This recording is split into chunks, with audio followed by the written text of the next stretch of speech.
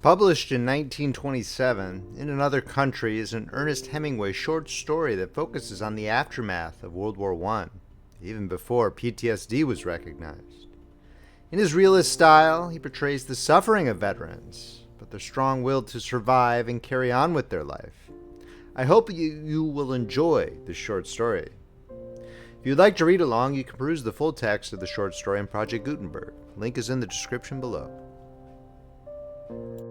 If you're enjoying this reading from Friendly Frog Press, please make sure to subscribe, hit that like button, and drop a comment below whether you liked it or not. Thank you for listening.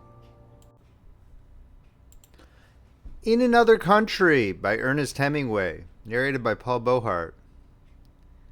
In the fall, the war was always there, but we did not go to it anymore. It was cold in the fall in Milan, and the dark came very early. Then the electric lights came on, and it was pleasant along the streets, looking in the windows. There was much game hanging outside the shops, and the snow powdered in the fur of the foxes, and the wind blew their tails. The deer hung stiff and heavy and empty, and small birds blew in the wind, and the wind turned their feathers. It was a cold fall, and the wind came down from the mountains. We were all at the hospital every afternoon, and there was different ways of walking across the town through the dusk to the hospital. Two of the ways were alongside canals, but they were long. Always, though, you crossed a bridge across the canal to enter the hospital. There was a choice of 3 bridges. On one of them a woman sold roasted chestnuts. It was warm, standing in front of her charcoal fire, and the chestnuts were warm afterward in your pocket. The hospital was very old and very beautiful, and you entered through a gate and walked across a courtyard and out a gate on the other side. There were usually funerals starting from the courtyard. Beyond the old hospital were the new brick pavilions, and there we met every afternoon, and were all very polite and interested in what was the matter, and sat in the machines that were to make so much difference.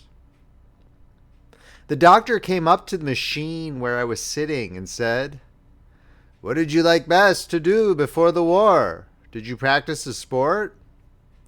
I said, "Yes, football." "Good," he said. "You will be able to play football again better than ever." My knee did not bend, and the leg dropped straight from the knee to the ankle without a calf, and the machine was to bend the knee and make it move as in riding a tricycle. But it did not bend yet, and instead the machine lurched when it came to the bending part. The doctor said, "That will all pass. You are a fortunate young man. You will play football again, like a champion." In the next machine was a major who had a little hand like a baby's. He winked at me when the doctor examined his hand, which was between 2 leather straps that bounced up and down and flapped the stiff fingers, and said, "And will I too play football, Captain Doctor?" He had been a very great fencer, and before the war, the greatest fencer in Italy. The doctor went to his office in a back room and brought a photograph which showed a hand that had been withered almost as small as the major's before it had taken a machine course, and after was a little larger. The major held the photograph with his good hand and looked at it very carefully. "A wound?" he asked. "An industrial accident," the doctor said. "Very interesting, the major said and handed it back to the doctor. "You have confidence?" "No," said the major. There were 3 boys who came each day who were about the same age I was.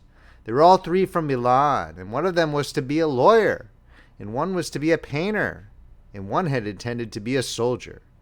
And after we were finished with the machines, sometimes we walked back together to the Cafe Cova, which was next door to the Scala. We walked the short way through the communist quarter because we were 4 together. The people hated us because we were officers. And from a wine shop someone would call out, "Ablasso gli ufficiali," as we passed. Another boy who walked with us sometimes and made us 5 wore a black silk handkerchief across his face because he had no nose then, and his face was to be rebuilt. He'd gone out to the front from the military academy and been wounded within an hour after he'd gone into the front line for the first time. They rebuilt his face, but he came from a very old family, and they could never get the nose exactly right. He went to South America and worked in a bank. But this was a long time ago, and then we did not any of us know how it was going to be afterward. We only knew then that there was always the war, but that we were not going to it anymore. We all had the same medals, except the boy with the black silk bandage across his face, and he had not been at the front long enough to get any medals. The tall boy with the very pale face, who was to be a lawyer, had been a lieutenant of Arditi and had 3 medals of the sort we each only had 1 of. He had lived a very long time with death and was a little detached. We were all a little detached, and there was nothing that held us together except that we met every afternoon at the hospital. Although as we walked to the cova through the tough part of town, walking in the dark, with light and singing coming out of the wine shops, and sometimes having to walk into the street when the men and women would crowd together on the sidewalk so that we would have had to jostle them to get by. We felt held together by there being something that had happened that they, the people who disliked us, did not understand. We ourselves all understood the cova, where it was rich and warm and not too brightly lighted, and noisy and smoky at certain hours, and there were always girls at the tables, and the illustrated papers on a rack on the wall. The girls at the cova were very patriotic, and I found that the most patriotic people in Italy were the cafe girls, and I believe they are still patriotic. The boys at first were very polite about my medals, and asked me what I had done to get them. I showed them the papers, which were written in very beautiful language and full of fratellanza and abnegazione, but which really said, with the adjectives removed, that I had been given the medals because I was an American. After that, their manner changed a little toward me, although I was their friend against outsiders. I was a friend, but I was never really one of them after they had read the citations, because it had been different with them, and they had done very different things to get their medals. I had been wounded, it was true, but we all knew that being wounded, after all, was really an accident. I was never ashamed of the ribbons, though, and sometimes, after the cocktail hour, I would imagine myself having done all the things they had done to get their medals. But walking home at night through the empty streets with the cold wind and all the shops closed, trying to keep near the streetlights, I knew that I would never have done such things, and I was very much afraid to die, and often lay in bed at night by myself, afraid to die, and wondering how I would be when I went back to the front again.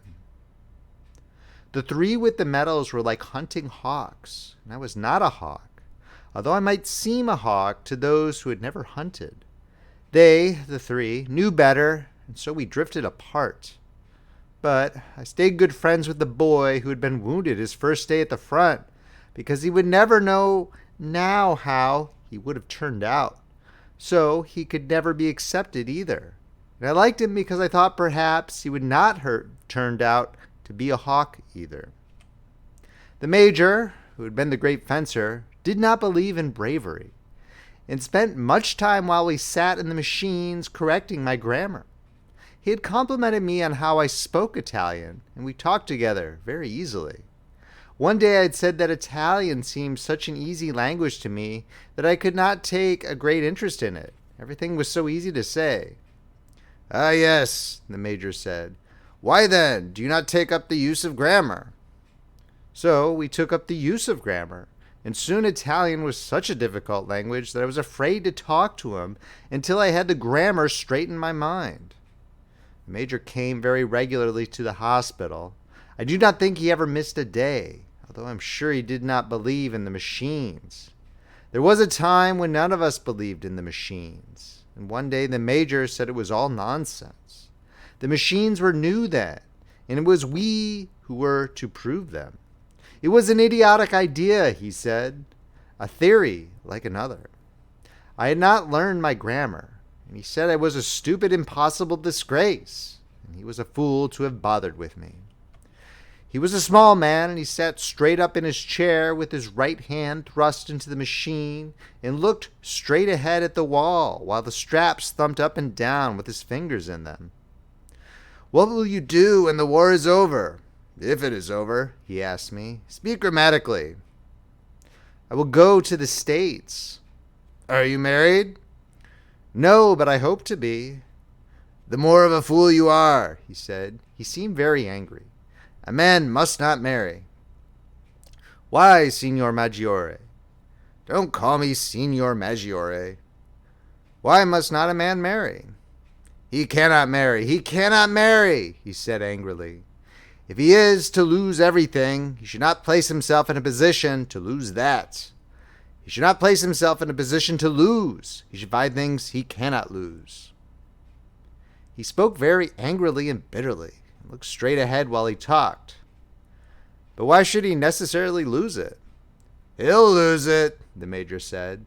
He was looking at the wall.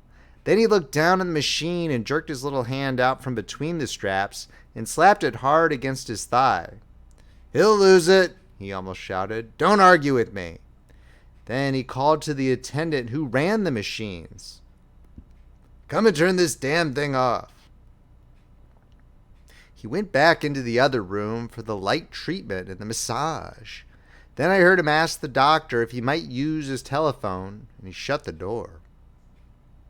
When he came back into the room, I was sitting in another machine.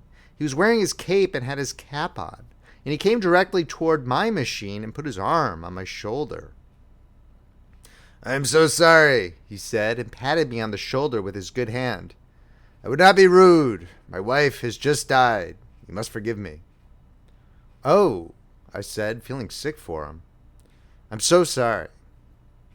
He stood there biting his lower lip. "It is very difficult," he said. "I cannot resign myself." He looked straight past me and out through the window. Then he began to cry. "I'm utterly unable to resign myself," he said, and choked.